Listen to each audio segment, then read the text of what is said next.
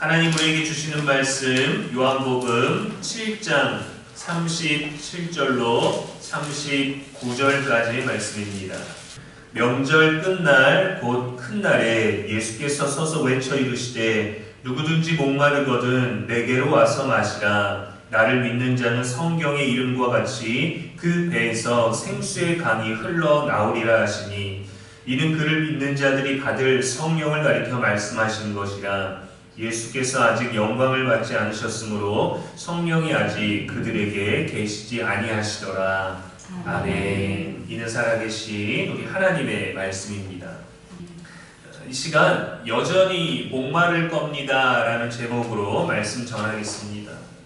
요즘 사람들은 괜히 지쳐 있습니다. 피곤함이 있어요. 몸만 피곤한 게 아닙니다. 감정도 피곤하고 또 사람 사이의 관계도 때로는 피곤하다 못해 지치기까지 합니다. 무언가를 해도 지치고 아무것도 하지 않아도 지칩니다. 또 요즘은 상대적 박탈감 때문에 의욕조차 상실하는 경우들이 많은 것 같아요. 지난 목요일 한국 사회의 뜨거운 감자였던 이 삼성전자 노사 협상이 극적으로 타결이 되었습니다. 최근 이 국내 대기업의 엄청난 성과금에 사람들이 관심이 많아요. 향후 2, 3년의 성과금이 로또 1등이다, 노후 자금이다 할 정도로 말하는데 대부분의 다른 노동자들에게는 꿈같은 일이라 일하면서도 허탈해지죠. 어디에서는 눈물이 터졌으니 대박이고 누군가에게는 열심히 일했지만 그것과 상응하는 그 어떤 것도 누릴 수 없어서 박탈감을 느끼고 누군가에게는 이러한 소식들조차 피곤합니다. 이 피곤함은 단지 지쳐서가 아닙니다. 해소되지 않는 갈증이 있기 때문이에요. 남들은 채워지는데 나에게는 채워지지 않는 갈증. 그런데 우리가 채워졌다라고 여긴 사람, 채움을 받은 사람조차도 여전히 목마르다는 겁니다. 모든 인생에는 채워지지 않는 이 빈 공간이 있어요. 서방교회의 주교였던 성 어거스틴은 인간의 내면에는 하나님만이 채울 수 있는 빈 공간이 있다라고 말했습니다. 그 공간을 스스로는 채울 수 없는데 스스로 채워보려고 인간의 영혼은 이 갈증 문제를 어쩔 수 없이 안고 살아가야 되죠. 오늘 본문의 배경은 초막절 마지막 날입니다. 말씀에 명절 끝날, 그 큰 날에 라고 되어 있죠. 유대인들은 초막절 이 마지막 날을 큰 구원의 날로 지켰어요. 초막절은 7일 동안에 광야에서 지냈던 그 기억을 기념하는 절기입니다.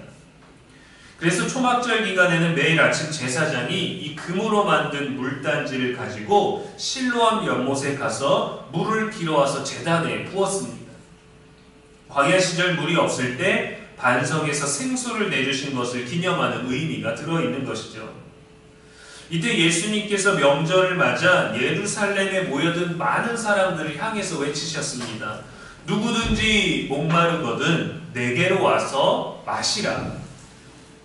주님이 물장사를 하려고 하셨던 걸까요? 너무 좋은 아주 영양가가 풍부한 그 물을 판매하려는 걸까요? 예수님은 사람의 내면에 있는 그 영적인 목마름을 보셨습니다. 그리고 사람들이 미처 인식하지 못하던 종류의 갈증이 그들의 내면 가운데 있다는 것을 깨우쳐 주려고 하셨어요. 사람은 육체의 갈증을 쉽게 느끼고 인식합니다. 그래서 목이 많이 마르면 물이나 각종 마실 것으로 갈증을 해소합니다. 그냥 안 먹어도 괜찮을 때가 있지만 갈증을 느끼기 시작하면 더 목마름을 느끼게 되어 있어요. 사람은 육체적인 존재일 뿐 아니라 영적인 존재이기도 해서 우리의 영혼 역시 육체 못지않게 갈증을 느낍니다. 그래서 예수님은 명절 끝날, 곧 그 큰 날에 인간의 모든 종교적인 행사와 행위가 끝나는 자리에서 진짜 생명이 무엇인지를 말씀하신 거예요. 삶이 있고 신앙도 있는데 영혼은 계속 목마른 시대. 예수님은 지금도 외치십니다. 신앙생활 하면서도 목마른 자들아 내게로 와서 마시라. 오늘 본문은 특별히 예수님께서 서서 외치셨다는 것을 강조합니다. 유대 랍비들은 보통 앉아서 가르쳤습니다. 그런데 예수님은 서서 외치셨어요. 이 외치다에 해당하는 헬라어 에크락세는 절박한 외침, 강력한 선포, 긴급한 부르짖음을 의미합니다. 왜 그렇게까지 외치셨을까요? 왜냐하면 사람의 상태가 심각하기 때문입니다. 종교의 열심은 엄청나게 있는데 다들 목말라 있기 때문이죠. 그 목마름을 향해서 신 앞에 나아가고 자신의 신앙 앞에 나아가는데 계속 목마른데 이 종교적인 행위는 절기들은 어마어마하게 지낸다는 거예요. 사람들이 자기 목마름을 모른 채 살아갑니다. 더 심각한 건 영혼이 죽어가는데도 그거를 못 느낀다는 거예요. 영혼이 메말라가는 것보다 무서운 것은 메말라가는 줄도 모르는 상태인 겁니다. 그럼 내 영혼의 상태는 어떻게 알 수 있을까? 내 영혼의 상태는 겉으로 보이는 활동이 어떤가 보다 내 안에 흐르고 있는 것이 무엇인가로 알 수 있습니다. 이 흐름 속에 내가 뭘 더 많이 의식하고 내가 뭘 더 많이 신경 쓰고 붙잡고 있는가? 이런 모습들입니다. 첫째로 하나님보다 다른 것으로 먼저 채우려는 상태. 창의적으로 생각하고 사고하려고 하지 않죠. 요즘은 유튜브 쇼츠, 광고를 보고 충동 구매하고 음식으로 당장을 소비하는 태도입니다. 계속 뭔가를 하고 나름의 만족도 있지만 이상하게 더 공허해요. 이건 하나님이 아닌 그냥 우리가 누구나 쉽게 찾을 수 있는 물로 버티고 있다라는 신호일 수 있습니다. 둘째로 예배가 만남보다 의무가 되는 상태입니다. 직분도 있고 생활의 습관은 있어서 예배를 나아가지만 나가야지 지켜야지 가는 그 의무, 내가 예배를 드리지 않고서 살 수 없다라는 그 갈급함보다 우리가 살아왔던 삶의 패턴이 더 앞서고 있는 경우, 찬양은 부르는데 학교 조회 시간에 교가를 부르듯 마음은 움직이질 않는 거예요. 하나님 이야기는 많이 하는데 하나님을 느끼는 시간은 잃어버린 것. 특히 목회자인 제가 더 그럴 수 있죠. 의무로 예배를 드리는. 셋째로 사랑이 줄어드는 상태입니다. 성령은 생명이기 때문에 성령이 메마르면 관계가 금방 굳어집니다. 사람 사이의 작은 말에도 금방 예민해지고 사람이 귀찮고 기다려주기는 어렵고 혼자 있고 싶고 설명하기 싫고 버티는 힘이 줄어들어요. 영혼이 지치면 사랑할 에너지가 사라집니다. 넷째로 감사보다 냉소가 많아지는 상태. 예전에는 은혜였던 게 이제는 당연해져서 피곤하게 느껴지고 별것 아닌 것처럼 느껴져요.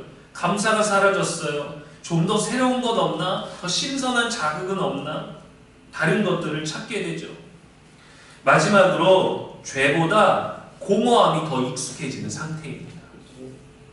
영혼이 죽어갈 때는 큰 죄보다 무감각이 먼저 옵니다. 죄를 대하는 태도, 선하지 않은 것들을 그냥 무감각하게, 기도 안 해도 괜찮고 하나님 없이 하루가 잘 굴러가고 있고 영혼이 마른 상태가 익숙해집니다. 사는 데는 지장이 없어요. 내가 목마른 걸 모르니까. 원래 그러했던 것처럼. 이게 제일 위험하죠. 이사야 29장 13절에 주께서 이르시되 이 백성이 입으로는 나를 가까이 하며 입술로는 나를 공경하나 그들의 마음은 내게서 멀리 떠났나니 그들이 나를 경외함은 사람의 계명으로 가르침을 받았을 뿐이라 했어요. 하나님 앞에 나오면서 여전히 우리는 사람들의 질서와 사람들의 규칙과 사람들의 의리와 사람들의 질서 안에 있다 보니까 하나님 앞에는 나왔지만 결국 우리가 신경 쓰는 건 사람인 겁니다. 나중에는 목마름조차 느끼지 못하게 될 수 있어요. 우리에게 여전히 목마름이 있다라는 건 절망의 증거가 아니라 하나님을 향한 생명의 신호입니다. 그래서 목마름에는 늘 감사해야 돼요. 어떻게 채울까, 어디에서 채울까가 중요한 것이죠. 그래서 예수님은 조용히 말씀하지 않으셨습니다. 서서 외치셨던 거예요.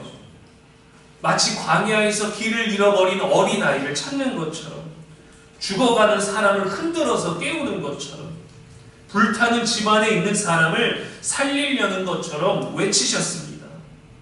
누구든지 목마르거든 내게로 와서 마시라. 여러분, 이것은 점잖은 초청이 아닙니다.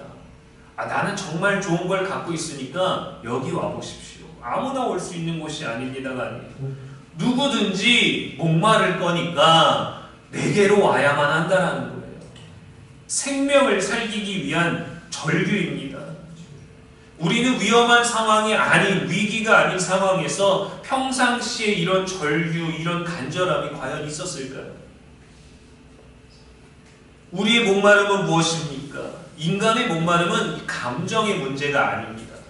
근데 감정 때문에 많은 사람들이 목말라 해요. 내 감정이 채워지지 않아서. 대화를 해도 직접 대화가 되든 어떤 대화가 되든 공감이 있든 내 감정이 채워지지 않으면 어떤 좋은 대화를 나눠도 목마른 거예요. 내가 원하는 내 감정이 채워지지 않으면 누가 내 감정에 사랑을 주고 배려를 주고 이해를 줘도 목마른 거예요. 심심하다, 허무하다 이런 느낌도 아닙니다. 이 존재의 문제입니다.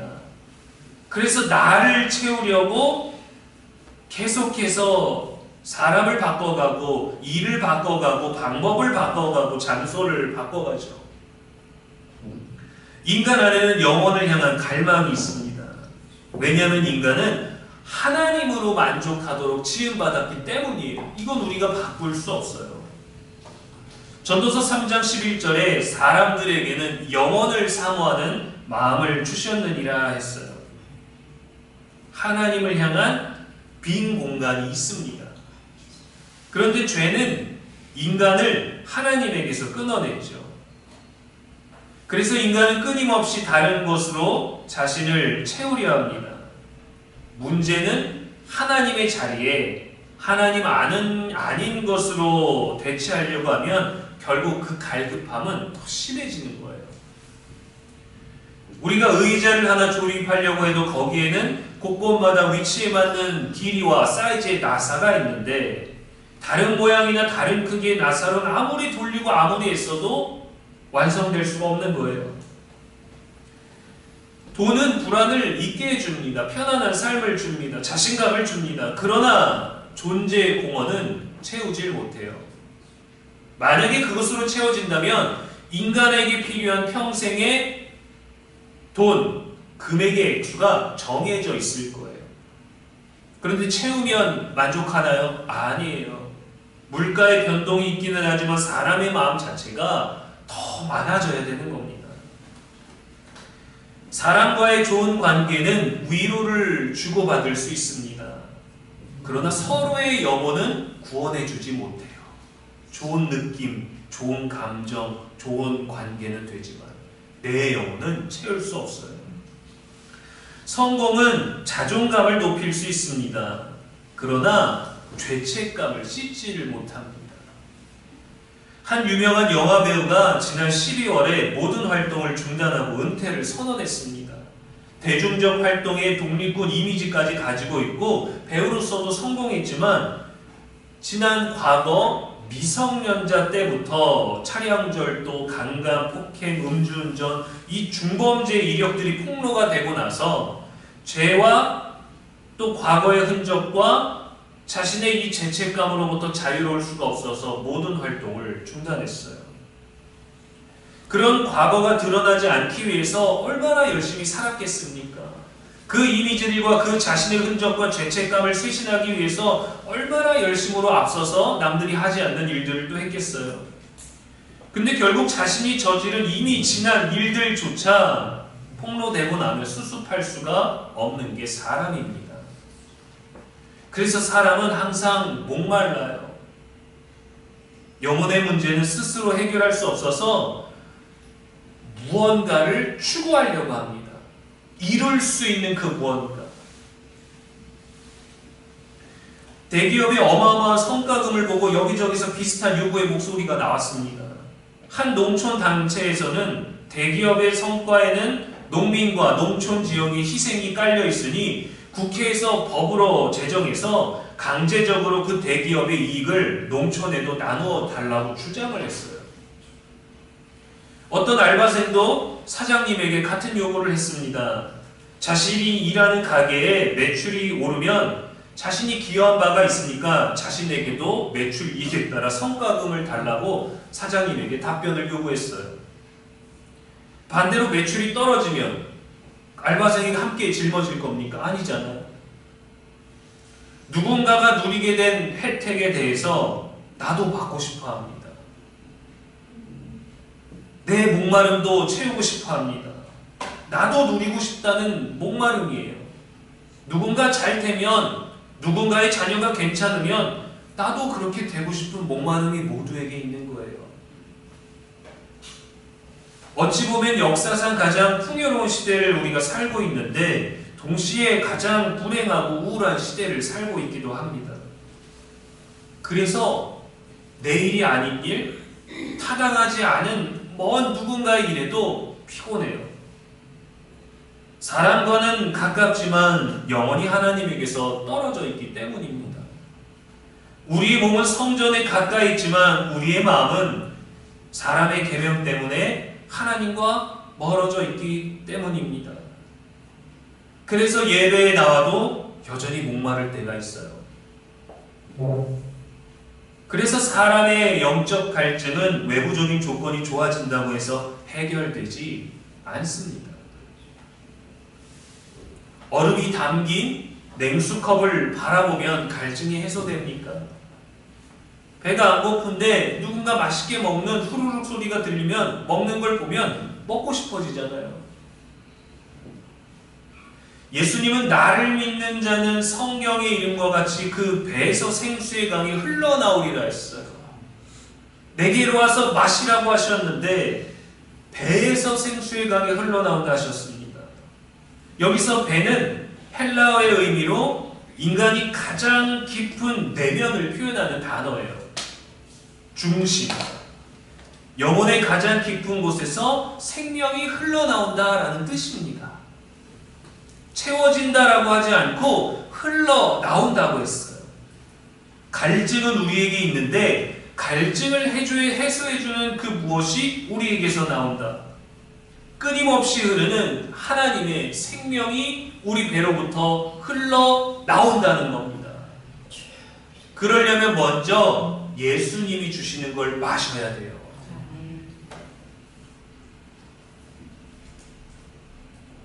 구약에서 물은 늘 생명을 의미했습니다. 에스겔 47장에서는 성전에서 흘러나오는 강이 죽은 바다를 살린다 했고, 이사야 44장에서는 메마른 땅에 물을 붓듯이 성령을 부으신다고 했고, 스가랴 14장에서는 예루살렘에서 생수가 흘러나온다고 했어요. 이 모든 예언이 예수님 안에서 성취되었습니다. 그분이 우리의 생명의 샘이에요. 그러나 예수님은 목마름 해결만 말씀하지 않으셨어요. 다른 사람을 살리는 강이 되라고 하신 거죠. 그래서 우리에게서 흘러나오게 해주셨습니다. 원래는 늘 부족하고 메마르고 공허했던 사람이 이제는 생명을 흘려보내는 존재가 되는 것이 성령의 역사예요. 그래서 나의 목마름을 예수님 안에서 먼저 해결해야 합니다. 1736년 미국 선교를 마치고 영국으로 돌아오던 감리교의 창시자 존 웨슬리는 폭풍우 치는 배 안에서 충격을 받았어요. 폭풍우가 쳐서 배가 흔들리고 죽을 것 같아서 두려워했는데 함께 타고 있었던 모라비안 교도들은 찬송을 부르면서 평안해하고 있었습니다. 어린아이들까지도. 웨슬리는 이미 목사였고 선교사였고 신학자였어요. 종교적인 열심은 있었는데 성령이 주시는 생명의 평안은 메말라 있던 겁니다. 왜 내겐 그것이 없을까? 그리고 그 다음에 올더스게이트에서 회심함으로 말미암아 그 안에서 생수의 강이 흘러나왔죠. 신학을 말하는 자가 아니라 복음을 말하고 생명을 말하는 인생이 되었습니다. 교회 오래 다닌 것이 중요한 것이 아닙니다. 직분이 무엇인지 중요한 것이 아닙니다. 성령께서 내 안에서 실제로 역사하시는가가 중요한 거예요. 우리에게는 갈급함이 있어야 되고 그 갈급함은 주님을 찾을 때마다 채울 수 있는 것입니다. 그럼 우리는 왜 채워지지 않았을까? 하나님은 예레미야 2장 13절에서 그 이유를 말씀하십니다. 내 백성이 두 가지 악을 행하였나니 곧 그들이 생수의 근원되는 나를 버린 것과 스스로 웅덩이를 판 것인데 그것은 그 물을 가두지 못할 터진 웅덩이들이니라 하셨어요. 문제의 시작은 하나님을 떠난 것이고 그 다음은 하나님 대신 그 자리를 채우려고 했던 것이었죠. 그럼 우리는 어떻게 채워야 할까? 예수님 말씀하십니다. 내게로 와서 마시라. 주님과 먼저 가까워져야 되고 그분이 공급해 주시는 걸 받아야 돼요. 예수님은 노력해라, 더 잘해라, 좀만 더 해봐라, 더 거룩해져라, 앞으로 실수하지 마라 하지 않으셨어요. 먼저 마시라고 하셨어요. 그걸 마시기 위한 조건은 없습니다. 누구든지 목마르면 내게로 와서 마시라 했어요. 신앙은 먼저 공급받는 겁니다. 성령은 우리의 열심의 결과가 아니라 예수님께 나오는 모든 자에게 누구든지에게 주시는 은혜예요. 이 은혜를 마시라는 거예요. 주님이 주시는 은혜. 여전히 목마른 우리 자신 그리고 우리의 잘못된 그 방법을 인정해야 됩니다. 제가 작년 이맘때쯤부터 옆구리랑 배에 살이 충만해져 갖고 이전에 입던 바지들을 입을 수가 없게 되었어. 쪼이고 숨을 참고 벨트로 묶어가지고 입었는데도 되지가 않았어. 허벅지도 터질 것 같고. 그래서 편하고 이쁜 바지들을 찾아서 이것저것 사게 됐습니다. 중고나라도 가고 번개장터도 가고 당근도 하고 저만의 최애 바지를 찾아보려고 애썼어요. 근데 작년 초겨울쯤에 장로님께서 청바지 하나를 입고 오셨는데 세미 와이드 핏 바지를 입고 오셨는데 너무 멋지신 거예요. 야, 나는 젊으니까 더 멋있을 수 있겠다 하고 청바지를 사봤는데 안 어울려요. 장로님을 보면서 느꼈던 그게 안 나와갖고 이 바지 샀다가 저 바지 샀다가 교환했다 팔았다가 환불했다가 그래서 저도 세미 와이드 핏, 릴렉스 핏, 컴포트 핏, 핏이란 핏 모든 바지들을 막 사봐가지고 사 입어봤는데 만족스럽지 않았어요. 몇 달을 그랬습니다. 그 당시에 계속해서 신경 쓰이는 여러 복잡한 상황들, 스트레스, 다양한 고민들 그런 것들로부터 벗어나고픈, 위로하고픈, 채우고픈 그런 목마름들을 대표적으로 옷으로 소비를 하면서 해소하려고 했던 거예요. 제 목마름은 영혼의 갈증이 아니라 옷이 필요하다라는 이 문제로 착각하고 해결하려고 했던 거죠. 그래도 감사하게 올 봄에 아주 마음에 드는 바지 하나를 픽했습니다. 우리의 목마름을 인정해야 돼요. 내가 목말라 있다는 것. 괜찮다가 아니라 다른 것으로 대체하고 있다는 것. 예수님 아닌 다른 것으로 해소하고 있다는 것. 인정해야 합니다. 주님, 저는 메말랐습니다. 저는 지금 공허합니다. 제 안에는 생명이 없습니다. 이 고백 위에 성령이 임하십니다. 예수님 지금도 서서 외치십니다. 사랑하는 아들아, 사랑하는 딸아, 목마르거든 언제든 내게로 와서 마시라. 내가 공급해 주겠다. 세상은 계속 마시게 합니다. 소비하게 합니다. 색깔을, 모양을, 금액을, 브랜드를 다양하게 해서 더 많이 소유하게 합니다. 그러나 마실수록 더 목마릅니다. 성령은 좋은 사람에게 임하는 보상이 아니라 목마름을 인정하고 예수님께 나오는 자에게 주시는 생명과 은혜예요. 하나님과 하나님을 믿는 자들을 부정하는 많은 사람들의 목마름도 결국 그들이 비판하고 거절하는 하나님으로만 채울 수 있습니다.